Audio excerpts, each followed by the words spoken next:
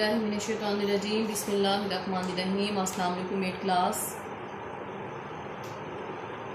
बेटा आज हमने आपकी इस्लामियत की बुक में सबक है हमारे पास हुकूकुल इबाद। इसकी रीडिंग करनी है बेटा। पेज नंबर है हमारे पास 53।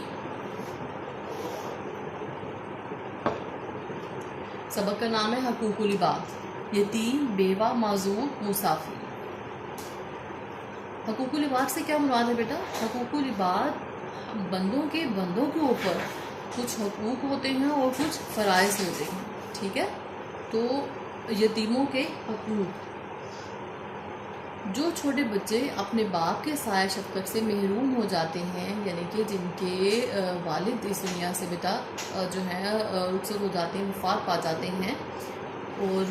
इनके मुतालिक माशरे के अफराद पर कुछ फ़राइज़ ज़िम्मेदारियाँ आयद होती हैं। यानी कि उन बच्चों से मुतालिक जो है माशरे के जो कुछ अफराद हैं उनकी कुछ ज़िम्मेदारियाँ होती हैं, जो कि हमारे इस्लामी अहकामात, इस्लामी तालीमात के मुताबिक कुछ फ़राइज़ जो हैं वो होते हैं उनके। माशरे के तमाम अफराद का फ़र्ज़ बनता है, यानी कि उनकी ज़िम्मेदारी बनती है ये कि यतीम के साथ नरमी और मोहब्बत से पेश आए, यानी कि उनसे प्यार का, शफ़क़त का जो रवैया है वो उनके साथ रखें। इस तरह हर तरह की ज़रूरियात का ख्याल रखें, इसके मालो असबाब की हिफाजत करें, यानी कि जिस तरह से हमें ज़रूरियात ज़िंदगी पेश आती हैं इसी तरह से उनको भी आते हैं, तो उनकी ज़रूरियात का ख्याल रखें, उसके मालो असबाब की हिफाजत करें, यानी कि उनके वालिद की तरफ से कुछ भी मालो असबाब, उनकी कोई जायदाद है, कुछ भी ऐसी चीज़ है तो उसकी हिफाजत करना, उसका ख्याल रखना, जब तक उन बच्चों को उसकी समझ ना आ जाए, वो उस जिम्मेदारी को खुद से ना संभाल सके, उसकी हिफाजत करना उनकी जिम्मेदारी है। इसकी तालीम और तरबियत का मुनासिब इंतज़ाम करें। जब ये 3 बच्चे आकिल व बालिग हो जाएं, यानी कि अक्ल और शऊर की हद को पहुँच जाएं, तो उनके अम्वार इनके हवाले कर दें, यानी कि उनकी जायदाद जो भी उनका मालो असबाब है वो उनके सुपुर्द कर दिया जाए। यतीम बच्चियों की परवरिश और उनकी शादी ब्याह का ख़ास तौर पर एहतराम करें। इन यतीमों को इस बात का एहसास ना होने दें कि वो बाप के साय से महरूम है, यानी कि उनको अपने रवैये से या अपने किसी भी अमल से इस बात का एहसास नहीं होने देना चाहिए कि उनके बाप जो है वो इस दुनिया में मौजूद नहीं है, या उनका कोई एहसास करने वाला नहीं है, उनके साथ कोई शफ़क़त से पेश आने वाला नहीं है, उनकी ज़िम्मेदारियाँ जो हैं उनको उनका एहसास करने वाला कोई नहीं है, बल्कि उनकी इन तमाम ज़रूरियात का और ज़िम्मेदारियों का एहसास करते हुए उन्हें इस बात का यकीन दिलाएं, एहसास दिलाएं कि उनका कोई बड़े जो हैं वो मौजूद हैं, या उनका एहसास करने वाले, उनका ख्याल करने वाले मौजूद हैं। बल्कि इनको वो तमाम आराम, सहूलियात, तहफ़्फ़ुज़ और तवज्जो फ़राहम करे जो इनका बाप ज़िंदा होने की सूरत में इन्हें फ़राहम करता। यानी कि वो तमाम आसानियाँ, वो तमाम सहूलियात और जो तहफ़्फ़ुज़ का जो एक एहसास होता है, और जो तवज्जो जो कि बाप बेटा अपने जो बच्चों के ऊपर शफ़क़त का जो इज़हार करती हैं, वो उन तमाम अफ़राद की ज़िम्मेदारी होती है कि वो 3 बच्चों के लिए भी उन तमाम जज़्बात का जो है ना एहसास रखें, और उनको उसकी मतलब उस तरह से तवज्जो फ़राहम करें कि उनको इस बात से उनको तसल्ली हो, उनको इस बात से जो है ना सुकून मिले कि अगर उनका बाप ज़िंदा नहीं है तो उनके लिए कोई ना कोई मौजूद है जो उनकी इन तमाम ज़रूरियात को पूरा करने की तरफ उसकी तवज्जो है, उनका ख्याल रखने वाला कोई है, वो माशरे में अपने आप को अकेले ना महसूस करें। हमारे प्यारे रसूल सल्लल्लाहु अलैहि वसल्लम पैदा ही यतीम हुए थे, यानी कि बेटा हमें पता है ना, नबी करीम सल्लल्लाहु अलैहि वसल्लम की पैदाइश से पहले ही आप सल्लल्लाहु अलैहि वसल्लम के वालिद जो थे वो इस दुनिया से रुखसत हो गए थे। आप सल्लल्लाहु अलैहि वसल्लम को यतीमों की बेकसी का खूब अंदाज़ा था, यानी कि आप सल्लल्लाहु अलैहि वसल्लम चूँकि खुद यतीम थे, तो आप सल्लल्लाहु अलैहि वसल्लम को उन तमाम एहसासात और जज्बात का जो था उनको खूब एहसास था इस बात का, इसलिए रसूलुल्लाह सल्लल्लाहु अलैहि वसल्लम यतीमों के साथ बहुत शफ़क़त से पेश आते थे, यानी कि बहुत प्यार का जो रवैया था वो उनसे रखते थे। कुरान करीम ने भी यतीमों के मुतालिक मुतअद्दिद हदायत दी, यानी कि कुरान पाक में भी हमें बहुत सारी जो तालीमात दी गई हैं कि यतीमों के साथ हमारा रवैया, हमारा बर्ताव कैसा होना चाहिए, यानी हमारे ऊपर यतीमों के क्या जो हैं वो फ़राइज़ हैं जो हमें अदा करने हैं। पुरानी अहकाम नहीं के पुरानी तालीमात, कुरान में जो यतीम के मुतालिक हुक्म दिया गया उसके मुतालिक बेटा, यतीम को हकीर और बेसहारा समझ के धक्के ना दिए जाए, यानी कि यतीम को ये समझना कि वो कमतर है या उसका कोई वाली वारिस नहीं है, यानी कि उसको कोई देखने वाला नहीं है, या मतलब उनको बेसहारा समझना कि उनका कोई भी कुछ करने वाला नहीं है, उनकी ज़रूरियात पूरे करने वाले यानी कि दुनिया में उनका कोई नहीं है, ऐसा समझ कर उनको धक्के नहीं देने चाहिए। ठीक है, उनको धक्के ना दिए जाए, ना इनके एहतराम में कोई कमी की जाए, ना ही उनकी इज्जत में कोई कमी की जाए, बल्कि उनको भी माशरे के तमाम जो हैं अफराद और बच्चों की तरह उनको बराबर के हकूक़ दिए जाए। यतीम पर कहर और सितम ना किया जाए, यानी कि यतीम को ये समझ के कि उसका वालिद उसके सर पे नहीं है और जिसका जो दिल चाहे उसको ऊपर जुल्म करे या उसको मुश्किलात में डाले, ऐसा नहीं करना चाहिए। किसी रिश्तेदार यतीम को खाना खिलाना बहुत बड़ी नेकी करार दिया गया है, लेकिन यतीम को ये खाना अल्लाह की रज़ा के हसूल के लिए खिलाया जाए, यानी कि किसी यतीम जो है उसको खाना खिलाना, उसकी परवरिश करना जो है ये अल्लाह ताला के नज़दीक बहुत जो है उसको दर्जा दिया गया, उसको बहुत बड़ी नेकी जो है वो शुमार किया गया है। लेकिन यतीम को कभी भी खाना जो है ये खाना सिर्फ इसलिए खिलाना चाहिए कि अल्लाह ताला की रज़ा है इसमें, अल्लाह ताला हमारे इस अमल से जो है खुश होगा और हमें ये अमल ज़रूर करना चाहिए, क्योंकि जो भी अमल हमारा अल्लाह ताला की रज़ा खुशनुदी का बाइस बने वही करके इंसान को खुशी होती है ना। तो इंसान का हर अमल ही ज़िंदगी में ऐसा होना चाहिए इस सोच के साथ कि हमारे इस अमल से हमारे रब की ज़ात हमसे राज़ी हो जाए, कि हमसे खुश हो। यतीमों का माल अपने माल में शामिल ना करो। ठीक है, यानी कि यतीमों का जो माल है वो हमारे पास क्या है, यानी कि उन लोगों के पास जिनकी मतलब वो जिम्मेदारी है, वो उनके पास उनकी अमानत है, उसको क्या करना चाहिए, उसको बिल्कुल उसी तरह से संभाल के रखिए। अगर उनमें से उनके लिए कुछ खर्च भी करें तो उसका भी बराबर हिसाब किताब होना चाहिए, बल्कि उसको अपने माल में शामिल नहीं करना चाहिए, बल्कि एहतियात और जिम्मेदारी से इनके हवाले कर दें। जब वो इस उम्र को पहुँचे कि उस जिम्मेदारी को संभाल सकें और उसका एहसास कर सकें, तो वो सारी चीज़ें जो भी, चाहे वो माल की सूरत में है या किसी और सूरत में, उनके हवाले कर देनी चाहिए, वरना ये बहुत बड़ा गुनाह होगा। यानी कि अगर उनका कोई माल खाता है, उनका कोई हक खाता है या उसमें कोई खयानत करता है तो ये बहुत बड़ा गुनाह है। लेकिन असमझी की उम्र में यतीमों के माल इनके हवाले ना करो, लेकिन यानी कि अगर उनको इस बात की समझ नहीं है उस माल को कैसे इस्तेमाल करना है, अभी उनमें ऐसी समझ बूझ नहीं है, जो उनकी उम्र इतनी नहीं है, तो फिर वो माल तब उनके हवाले उस उम्र में नहीं करने चाहिए, बल्कि इनकी परवरिश भी करो, यानी कि उनकी तरबियत भी करो, उनको पढ़ाओ लिखाओ और इनके माल भी हिफाजत से रखो, यानी कि उसको अपने पास अमानत समझ के उसका ख्याल रखो। फिर जब वो बड़े और समझदार हो जाए तो उनके माल उनके सुपुर्द कर दो, और फिर जब वो बड़े हो जाए तो उनकी वो तमाम जो भी चीज़ें हैं, चाहे वो माल की सूरत में या किसी और सूरत में है, वो उनके सुपुर्द कर दो कि भाई वो अब उसको संभाल सकते हैं। यतीमों के साथ इंसाफ का मामला करें, यानी कि जिस तरह से एक इंसान अपने बच्चों के लिए सोचता है, उनके हकूक़ का ख्याल रखता है, इसी तरह से यतीमों के साथ भी जो है इंसाफ का मामला करना चाहिए। उनके मामले में ये देखना चाहिए कि वो भी इंसान है और उनका भी दिल है, उनके भी जज्बात हैं, उनके भी एहसासात हैं, तो उसमें भी क्या करना चाहिए, इंसाफ का जो ख्याल है वो रखना चाहिए।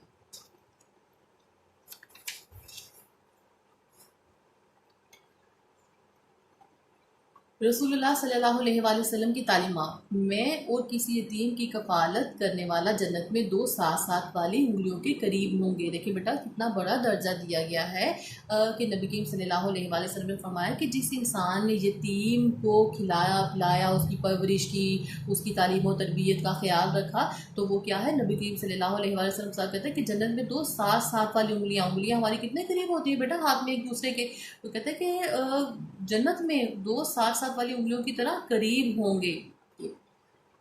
मुसलमानों का सबसे अच्छा घर वो है जिसमें किसी यतीम के साथ भलाई की जा रही है, और सबसे बुरा घर वो है जिसमें किसी यतीम के साथ बसलूकी की जाती है। यानी कि मुसलमानों का बेहतरीन तरीन घर उसको कहा गया है जिसमें अगर कोई यतीम है तो उसके साथ भलाई की जाती है, उसका ख्याल रखा जाता हो, उसके खाने पीने का, उसके जो हैं वो मतलब हर ज़रूरियात ज़िंदगी जो है उसके लिए आसाइशात का ख्याल किया जाता हो। और सबसे बुरा घर जो है वो उसको कहा गया है जिसमें यतीम के साथ बुरा सलूक किया जाता हो, उसको खाने की मतलब मामले में उसके साथ सही रवैया ना रखा जाता हो, उसके साथ अच्छा बर्ताव ना किया जाता हो, उसकी तालीम और तरबियत का ख्याल ना किया जाता हो। तो जो इस तरह का घर है और उसमें कोई यतीम के साथ ऐसा रवैया रखे तो वो इस्लाम में क्या है, सबसे बुरा तरीन घर जो है उसको कहा गया है, बदतरीन घर। जो किसी यतीम बच्चे को अपने घर बुला कर लाए, उसको खिलाए पिलाए, तो अल्लाह ताला इसे जन्नत की नेमत अता फरमाएगा। कितना बड़ा दर्जा है ना अल्लाह ताला के पास बेटा, कि जो भी इंसान किसी यतीम को अपने घर लेके आता है, उसको खाना खिलाता है, तो वो अल्लाह ताला इसे जन्नत की नेमत अता फरमाए। सहाबा करम रज़ी अल्लाह का तर्ज अमल, ठीक है। किसी यतीम की परवरिश का सवाल आता तो इसके लिए मुतअद्दिद सहाबा ने पेशकश करती है, यानी कि हर सहाबा कराम रज़ी उनको जब एहसास हुआ कि यतीम की मतलब कफ़ालत करने का इतना ज़्यादा सवाब है, तो तमाम जो थे बहुत ज़्यादा सहाबा कराम जो थे वो उनकी कोशिश होती थी कि हम इस यतीम की जो है परवरिश करें, उसका ज़िम्मा हम लें। तो सब भी पेशकश करते थे इस चीज़ की। बदर के यतीमों के हक़ में हज़रत फ़ातिमा रज़ियल्लाहु अन्हा अपने हिस्से से दस्तबरदार हो गई, यानी कि ग़ज़वा बदर में जो भी हिस्सा जो था हज़रत फ़ातिमा रज़ियल्लाहु अन्हा के हिस्से में आया था, तो उन्होंने क्या किया था, उन्होंने कहा कि जो उनके हिस्से में जो भी चीज़ आती है, जो भी पैसा है, कुछ भी ऐसी चीज़ है, तो वो यतीमों के इनाम कर दी जाए। कि हज़रत आयशा रज़ियल्लाहु अन्हा 3 बच्चियों की परवरिश का बड़ा अहतमाम करती थी, यानी कि ख़ुसूसी तौर पे हज़रत आयशा रज़ियल्लाहु अन्हा जो थी, ये 3 बच्चियों के लिए उनकी तालीम और तरबियत का ख़ास तौर पे अहतमाम करती थी। हज़रत अब्दुल्ला बिन उमर रज़ियल्लाहु अन्हु अक्सर किसी यतीम बच्चे को साथ बिठाए बगैर खाना नहीं खाते थे, यानी कि उनकी आदत थी कि वो किसी न किसी यतीम बच्चे को अपने साथ बिठाते और खाना खाते। हज़रत अबुल दहदा रज़ियल्लाहु अन्हु ने अपना बाग एक यतीम बच्चे को खुबा कर दिया, यानी कि उसके नाम कर दिया था उन्होंने। इस्लाम ने मुसलमान हुक्मरानों गाजियों की जिम्मेदारी करार दी कि वो यतीमों के अम्वाल, मफादात और मामलात की देखभाल करे, उनके सरपरस्त के तौर पर इनकी शादी ब्याह का भी बंदोबस्त करे। यानी कि इस्लाम ने जो मुसलमान हुक्मरान है उनको गाजियों की जिम्मेदारी लगाई है कि यतीमों के मतलब जो भी मालो असबाब हैं, उनके फ़ायदे, उनके तमाम मामलात जो हैं उसकी भी देखभाल करें, उसकी जिम्मेदारी लें, उसका ख्याल रखें, और उसके साथ साथ उनके सरपरस्त के तौर पर, उनके बड़े होने के तौर पर जो है उनकी शादी ब्याह का भी जो है इंतज़ाम करें। बेवाओं की हकूक़, बेवा के साथ इंसानी तारीख में जो जुल्म रवा रखा गया है वो इंतहाई दर्दनाक है। बेवा बेटा वो औरत जिसका शोहर उस दुनिया से वफात पा जाता है, उसको बेवा कहा जाता है। तो बेवा के साथ जो है कहते हैं कि इस्लाम से पहले बहुत ज़्यादा बुरा सलूक जो था किया जाता था, वो इंतहाई दर्दनाक मतलब रवैया था। अरब में ये जानवरों की तरह खामन के वारसों की गुलामी में चली जाती थी, यानी कि अरब में जो था वो औरत को जानवरों की तरह जो था उसके साथ सलूक किया जाता था, और बिल्कुल गुलामों से भी कहें कि बदतर उसकी ज़िंदगी थी। कोई वो वैल्यू नहीं थी, कोई हैसियत नहीं दी जाती थी औरत को। यहूदियों में ये मरहूम शोहर के भाई की मलकियत करार पाती थी, यानी कि वो शोहर के जो था वफात पाने के बाद कहें कि कभी शोहर के भाई की या किसी की भी उसमें मलकियत में आ जाती थी, और जो कि बहुत जाहिलियत वाली सोच थी। हिंदू मज़हब में तो इससे ज़िंदा रहने का हक भी छीनने की कोशिश की, या तो वो शोहर की चिता के साथ जल मरे और सती हो जाए, वरना सारी उम्र लानत और नहूसत की रामो बनकर सोग में गुजार देने के। हिंदू मज़हब में तो बहुत ही ज़्यादा बुरे तरीके के साथ औरत से कहते हैं कि ज़िंदा रहने का हक भी छीन लिया जाता था, जो कि सिर्फ अल्लाह ताला के पास है ज़िंदगी मौका। लेकिन तब हिंदू मज़हब में जो था जाहिलियत की दौर है ना बेटा, ये उसमें औरत को जो था ज़िंदा रहने का हक ही छीन लिया जाता था, और कहते थे अगर उसका शोहर जो है मतलब इस दुनिया से चला गया है, तो कहते तो जब उसकी, क्योंकि हिंदुओं में जो है वो मुर्दे को जला दिया जाता है, तो जब उनको जलाया जाता था तो कहते थे कि या तो उसको भी साथ ही जला दिया जाए, या फिर सती हो जाए कि ये सारी उम्र शादी ना करे। वो कहना सारी उम्र जो है वो लोगों के बुरे भले जो बुरा कहना और उसको मनहूस कहना, इस तरह की मतलब इलामत बनकर जो है वो ऐसी ज़िंदगी गुजारे, और सारे उसके साथ जो था ना वो इस तरह का रवैया रखे कि उसको इंसान ना समझे और उसको ऐसे ही ज़िंदा रहना पड़ेगा। इस्लाम में विवाहों के हकूक़ मुतय्यन के इनमें से चंद एक दर्ज झैल है, ठीक है बेटा। इस्लाम के आने के बाद औरत को जो था एक कहें कि बहन, बेटी, माँ को जो रुतबा, जो आला मकाम अता हुआ है ना, वो हमारे दीन मज़हब इस्लाम ने किया है औरत को। तो खावन की विरासत में से इसे बाकायदा एक मुकर्ररा हिस्से का हकदार करार दिया, और अगर मेहर अभी तक अदा ना हुआ हो तो खावन के माल में से इसकी अलहदा अदायगी लाजिम करार दी गई, ठीक है। कि उसको देखिए कितने ज़्यादा हकूक़ जो है वो उसको दिए गए हैं, किसकी वजह से, इस्लाम के आने की वजह से। तो हम कह सकते हैं कि ये एक बहुत कहें कि यकीन वाली बात है, और उस पर कोई किसी का शक नहीं कि दीन मज़हब इस्लाम में जितना ज़्यादा दर्जा औरत को दिया गया है, जितना वक़ार उसका मतलब बनाया गया, और किसी मज़हब में भी औरत को इतना मकाम नहीं अता किया गया। खावन की वफ़ात का दायमी शोक ख़त्म करके 4 माह 10 दिन की मुद्दत मुकर्रर की, यानी कि 4 माह 10 दिन के बाद उसको जो है ये हक़ हासिल है कि वो शादी करना चाहे तो वो शादी कर सकती है दूसरी, और बेवा को अपनी दूसरी शादी की पूरी आज़ादी दे दी गई, और किसी को इस पर अपनी मर्ज़ी मुसलत करने की इजाज़त नहीं दी गई, यानी कि अगर इद्दत पूरी करने के बाद शादी करना चाहे शादी कर सकती है। अपने तमाम मामलात में वो जो है आज़ाद है, उसके ऊपर कोई अपनी मर्जी जो है उसको नाफिज नहीं कर सकता। वो जैसा चाहे मतलब अपनी ज़िंदगी को गुजारने का इख्तियार रखती है। बेवा मुस्किन के लिए दौड़ धूप करने वाले को मुजाहिद फी सबीलिल्लाह, यानी कि ऐसा मुजाहिद जो अल्लाह ताला की राह में जो है लड़ता है बगैर किसी बदले के या किसी भी रिवॉर्ड के, मतलब बगैर, जो अल्लाह ताला की राह में दौड़ धूप करता है। दिन भर रोज़ा रखने और रात भर इबादत करने वाले के बराबर करार दिया। ठीक है, यानी कि जो बेवा और मस्कीन के लिए कोशिश करता है, उनको अच्छी ज़िंदगी देने के लिए कोशिश करता है, तो कहते हैं उसको क्या दर्जा दिया गया, मुजाहिद फी सबिलिल्लाह, जो कि अल्लाह ताला की राह में जो है वो दिन भर रोज़ा रखे या जहाद करे या फिर रात भर इबादत करे और अल्लाह ताला की खुशनुदी रज़ा हासिल करने की कोशिश करे। तो बेवा और मस्कीन के लिए जो कोशिश करता है, जिसका ख्याल रखता है, उसको ये देखो कितने मतलब ज़्यादा इज़्ज़त व वक़ार जो है हमारे दीन में अता किया गया। माज़ूरों के हकूक़, माज़ूर बेटा वो जो कि जिस्मानी तौर पर जो है अल्लाह ताला की तरफ से कोई भी उनके हिस्से में ऐसा मसला हो जिसकी वजह से वो आम इंसानों की तरह से अपने तमाम जो मामूलात हैं उसको ना अंजाम दे सकें। तो अल्लाह ताला ने कुरान करीम में माज़ूरी की बिना पर लोगों के हकारत में अलक़ाबात रखने से मना फरमाया कि जिस तरह से अगर कोई माज़ूर है तो बेटा अल्लाह ताला ने हमें कुरान पाक में सख्ती से इस बात की तरफ जो है हमारी है कि हमें मना किया गया है कि हम किसी को गलत नामों से ना बुलाएं, किसी को उल्टे नाम ना रखें, किसी की भी किसी माज़ूरी की वजह से। रसूलुल्लाह सल्लल्लाहु अलैहि वसल्लम ने फरमाया, जो शख्स अपने मुसलमान भाई की कोई एक मुसीबत दूर करेगा तो अल्लाह ताला क़यामत की मुसीबतों में से इसकी कोई मुसीबत दूर फरमाएगा। यानी कि दुनिया में अगर कोई जो है मुसलमान कोशिश करता है किसी मुसलमान की किसी परेशानी या मुश्किल या मुसीबत को दूर करने की, तो अल्लाह ताला क्या है, क़यामत के दिन उसकी मुसीबतों में से भी किसी मुसीबत को दूर फरमाएंगे। रसूलुल्लाह सल्लल्लाहु अलैहि वसल्लम ने फरमाया कि भूले भटके को या किसी नाबीना को रास्ता बताना भी सदका है। यानी कि अगर कोई रास्ता भूल गया है या किसी को आंखों से नज़र नहीं आता, उसको सड़क पार करवा देना या उसको रास्ता जो है दिखा देना या उसको उसकी मंजिल तक छोड़ आना, उसको भी क्या कहा गया है, वो भी सदका के बराबर शुमार होता है। बीमार की आदत को लाजमी करार दिया, यानी कि अगर कोई बीमार है, किसी तकलीफ़ में है, तो उसकी खबरगिरी करना, उसकी खैरियत मालूम करना जो है वो लाजमी करार दिया। यादत के मायने अरबी में सिर्फ बीमार कुर्सी के लिए जाना नहीं है, बल्कि इसकी तीमारदारी खिदमत भी यादत पे शामिल है। यानी कि यादत के लिए ये नहीं कि जाके तो बस उसका पता कर लें कि वो कैसा है या उसकी तबीयत कैसी है, बल्कि उसके लिए क्या है कि जितना ज़्यादा हो सके उसकी तीमारदारी करें, उसकी खिदमत करें, उसके खाने पीने के लिए कुछ मतलब इंतज़ाम कर सकें वो करें। और जो शख्स किसी बीमारी की वजह से माजूर हो गया, उसके मुतल्लिकीन पर लाज़िम है कि इसकी खिदमत गुजारी में हाज़िर रहें। यानी कि कोई भी शख्स किसी बीमारी की वजह से किसी माजूरी का शिकार हो गया है, तो उसके लिए जो भी उसके जानने वाले हैं उन पर लाजिम है कि वो उसकी उस तरह से खिदमत करें, उसका ख्याल रखें और हर वक्त उसकी मतलब वो आसानी के लिए, उसकी ज़रूरत के लिए जो है कोई ना कोई उसके पास मौजूद रहे।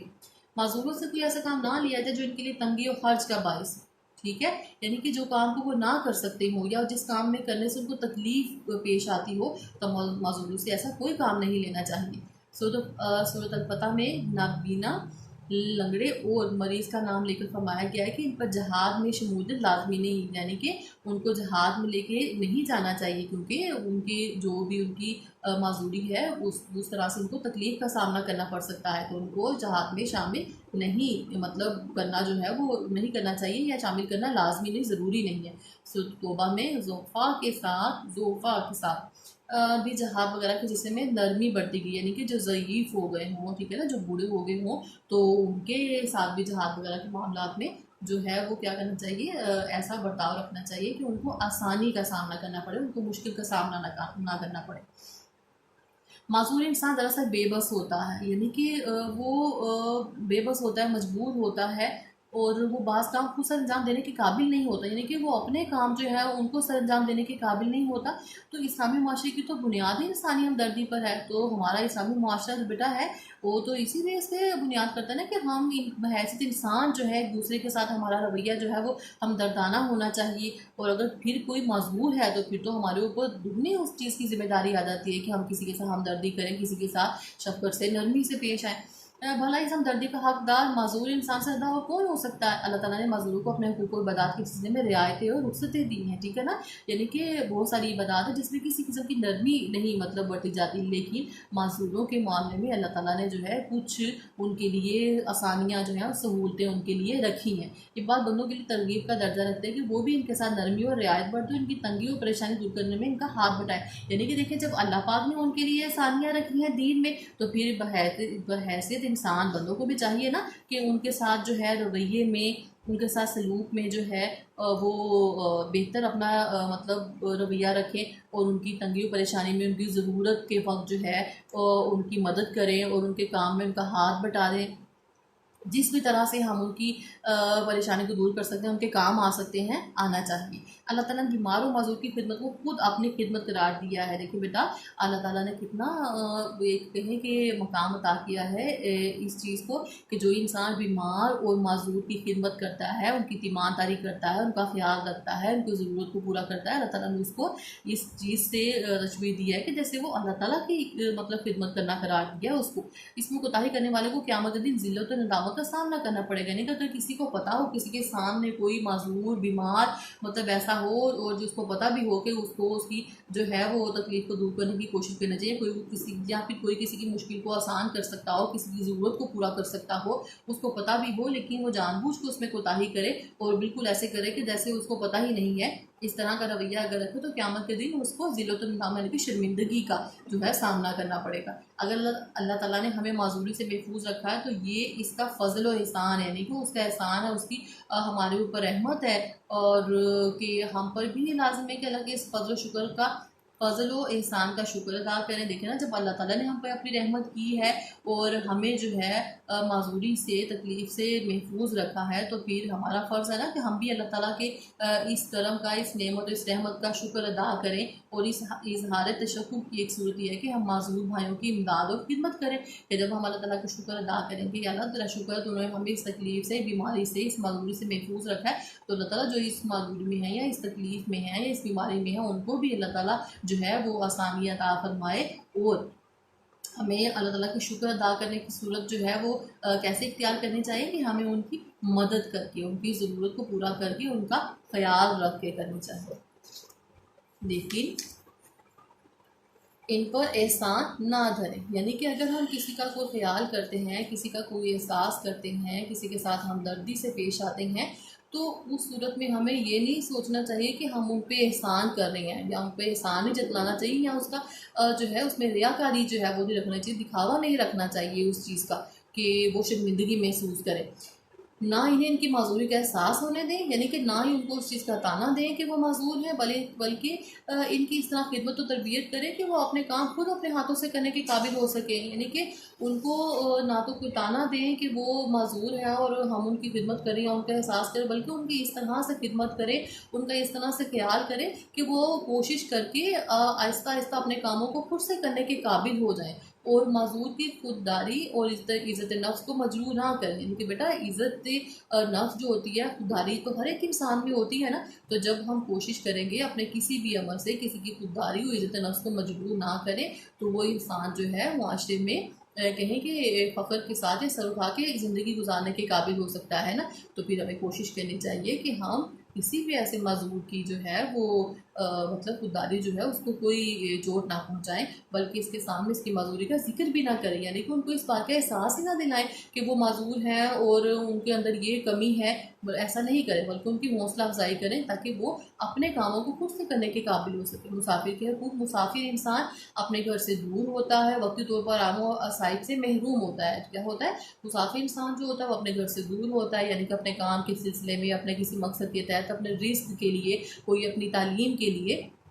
क्या होता है, घर से दूर होता है और वक्ती तौर पर आराम व साइड से महरूम होता है, यानी कि जो घर में उसको सहूलियात मुयसर होती हैं वो वक्ती तौर पे उसके लिए वहाँ पर नहीं होती। ठीक है, तो इसकी निगहदाश्त की बड़ी ताकीद फरमाई गई है। हज़रत इब्राहीम अलैहिस्सलाम ने अपने मुसाफिर और अनजाने मेहमान फरिश्तों के साथ जो सलूक किया, इसमें भी हमारे लिए रहनुमाई का सामान है। ठीक है ना। मुसाफिर की खिदमत की अदा, यानी कि वो मुसाफिर हमारे पास आता है तो हमें उसकी किस तरह से खिदमत करनी चाहिए, किस तरह से उसका ख्याल रखना चाहिए। बातचीत का आगाज़ इस्लाम से होना चाहिए, मतलब कि बातचीत का आगाज़ सलाम से होना चाहिए, ठीक है, अस्सलाम वालेकुम से होना चाहिए। ये एक दूसरे के लिए सलामती की दुआ है, एक दूसरे के लिए क्या है, सलामती की दुआ, ठीक है। और इसके बाद खाने पीने का इंतज़ाम फ़ौरी तौर पर करना चाहिए, यानी कि उसको मेहमान को ये नहीं पूछना चाहिए कि आप खाना खाएंगे, बल्कि बेहतरीन जो होते हैं वो मेज़बानी के असूल को क्या होते हैं कि फ़ौरन से उसके आगे जो है अच्छे खाने का अहतमाम जो है वो करके रख दिया जाए। मुसाफिर की खिदमत करके खुशी महसूस होनी चाहिए, यानी कि जब आप उनका ख्याल करें तो आपके चेहरे से ही आपके जो जज्बात है ना, ऐसा इज़हार होना चाहिए कि आपको उसकी खिदमत करके खुशी महसूस होगी। इसके आराम का ख्याल रखना चाहिए, हर वक्त इसके पास ना रहे बल्कि इसे कुछ देर के लिए तन्हा भी छोड़ देना चाहिए। अब मुसाफिर के आराम का ख्याल जो है उसको करते हुए हर वक्त उसके पास बैठना या उससे बातें करना या उसको परेशान कर नहीं करना चाहिए, बल्कि उसको कुछ टाइम के लिए तन्हा छोड़ दें, कुछ वक्त के लिए, ताकि वो आराम कर सके और आसानी महसूस करें। मुसाफिरों की इज़्ज़त और एहतराम का तहफ़्फ़ुज़ भी ज़रूरी है। जिस तरह हज़रत लूत अलैहिस्सलाम ने अपने मेहमानों के एहतराम की हर मुमकिन कोशिश फरमाई थी। कुरान करीम ने सदक़ात के मसारिफ़ में से एक मुसरिफ़ जो है वो इब्न सबील, राहगीर या मुसाफिर भी करार दिए, यानी कि कुरान पाक में जो सदक़ात के मसारिफ़ है ना, ज़कात के जैसे बेटा हमने मसारिफ़ पढ़े थे, उसमें एक जो था मुसाफिर भी था, यानी कि जो उसके मुस्तहिक है। तो क्योंकि कोई भी मुसाफिर जो होता है अपने घर से दूर होता है, बाज़ औक़ात उसको रुपये पैसे के लिए कोई मुश्किल पेश आती है, कोई मतलब अपनी ज़रूरियात ज़िंदगी के लिए, तो वो भी मतलब इसका मुस्तहिक है कि उसको भी जो है वो दी जा सकती है। तो सफ़र पर रवानगी के वक्त मुसाफिर को थोड़ी दूर तक साथ चलकर दुआओं के साथ रुखसत करें, यानी कि उसको खुदाहाफिज़ करने के लिए जो है थोड़ी दूर दूर तक चलकर उसके साथ जाएँ, उससे बातचीत करें, उसको दुआएं दें, ताकि वो खैर से अपनी मंजिल को पहुँचे और अपने मकसद में कामयाब हो। सफ़र से वापसी पर मुसाफिर का इस्तकबाल करना भी अच्छी बात है, ठीक है बेटा। सफ़र से वापसी पर जब वो सफ़र से वापस आए, अपने काम से वापस आए, अपने मकसद को पूरा करके आए, तो उसको खुशामदीद कहना, ठीक है, और